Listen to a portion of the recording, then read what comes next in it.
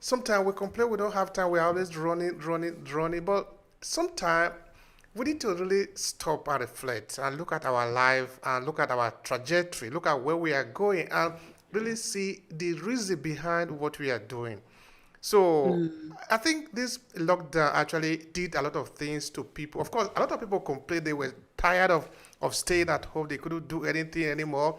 But for mm, some other persons, it was a moment of rebirth for them. Because mm, I did a lot of interview covering this story, interview different people to understand how are you feeling in this period. Because it had never really happened to us for since all my life, of course, it had never happened that the entire global economy was locked down. We have to be inside mm. the house. So tell me, how did you encounter yourself again in this period? Share a little more light on that. Sure. So, I think it was all timely. I'm a firm believer in him upstairs, the universe, whoever it is that your higher being is. I no, they conspire, and it's amazing. It's always for our good, even if we don't like it, even if it's like really tough to get through. But I do believe that there is a the greater good is on its way. So literally a couple of weeks before we were fully shut down, I attended a conference in London. It was a famous American motivational speaker. He was over in the UK. And I was listening to the radio, and one of my friends, who I've known since I was a teenager, he was the DJ. He was talking.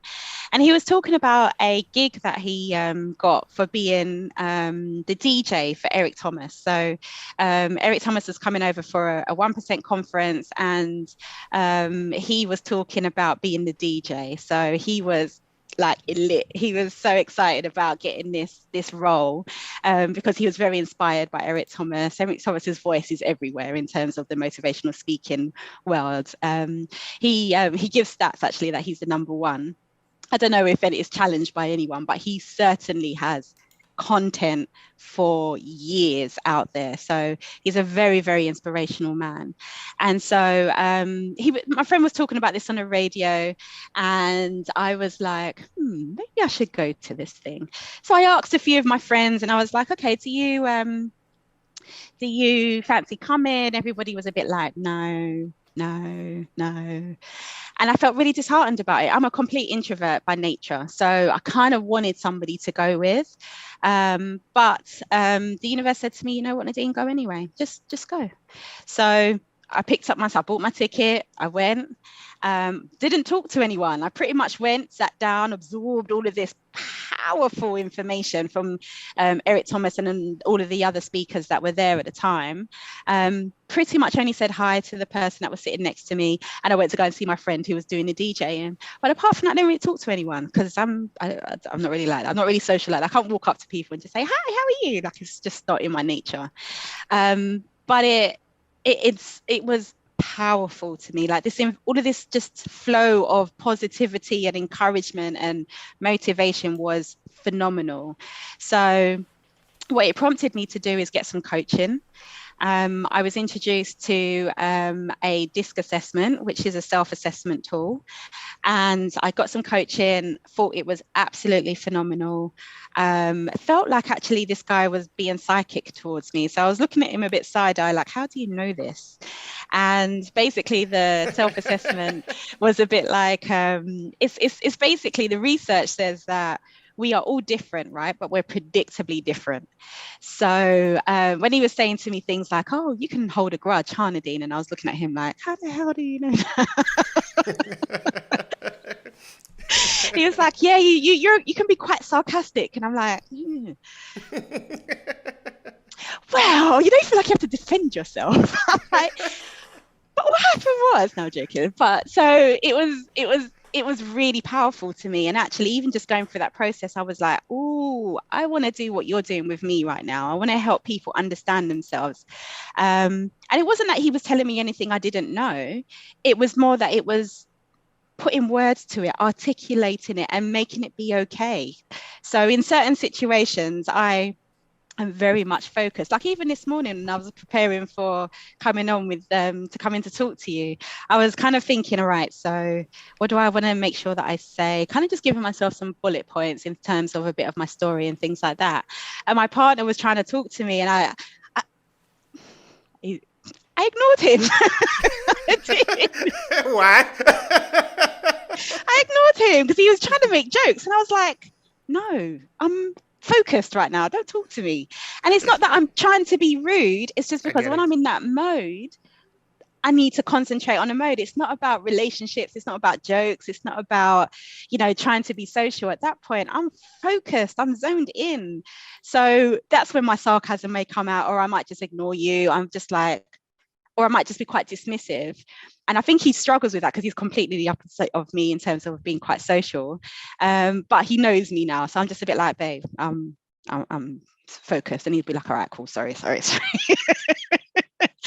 But but even just that now, I just know that that's just who I am as an individual. And I can say, if I'm zoned in on something, I'm not likely to, that's just my focus. And I'm not likely to um that I can't then be something else. If I'm zoned in, I'm zoned in, and being okay with that. So he may have gotten his feelings a little bit, but he knows that that's just me. So it probably was just a flittering feeling for him.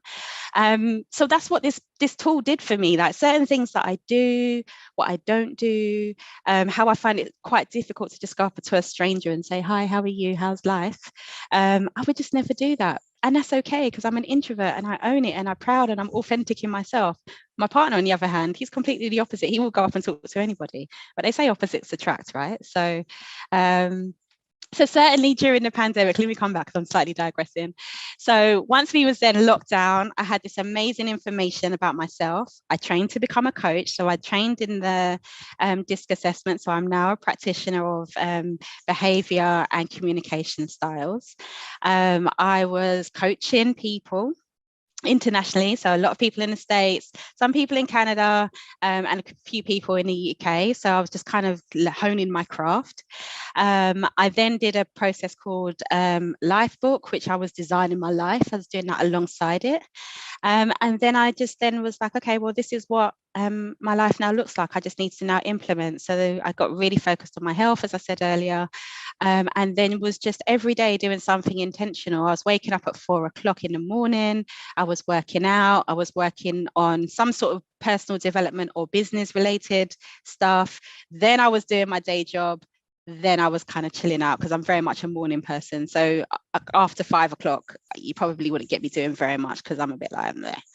But first thing in the morning, I'm fire. Like I go out, I go and be at one with nature, meditate, come back, and my brain, all the downloads from him upstairs is just coming to me. And I'm like, yeah, fire, I can do all of this now.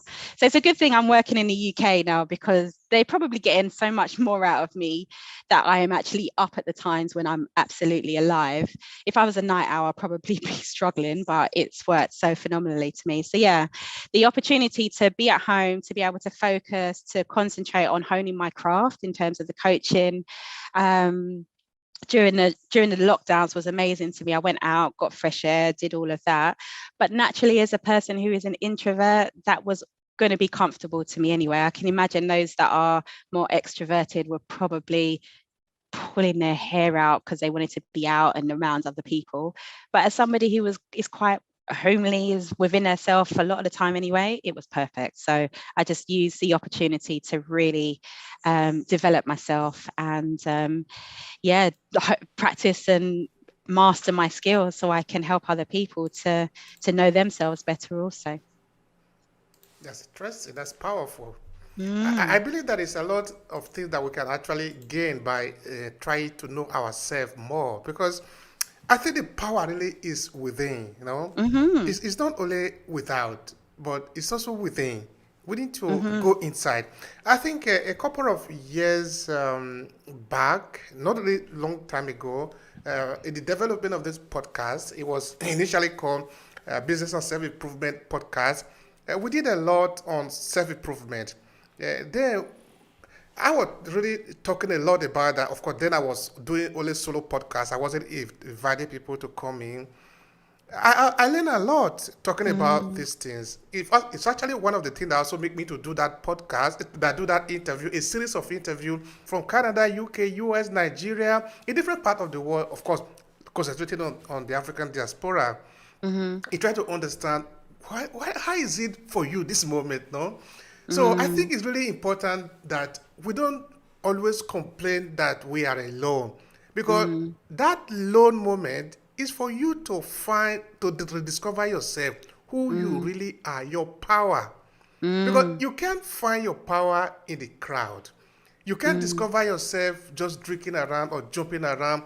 I think there is a reason why certain people in our history, whether you are looking at Jesus, Buddha, Muhammad, they needed some moment for themselves to pray, to commune, to whoever you believe in. But that moment is for you alone and your creator to rediscover yourself. And I sort of find it very interesting when you were explaining also all this moment that you shared alone, no? Because it helped me to understand also what you are doing. Because before you can do for others, you first need to do for yourself. 100%. If you enjoy this podcast, make sure you subscribe so you never miss any of our future episodes. Rate and review Obehi Podcast and share with your friends who might need it. I remain Obehi Ewanfo. Thank you so much for listening, and talk to you in the next episode.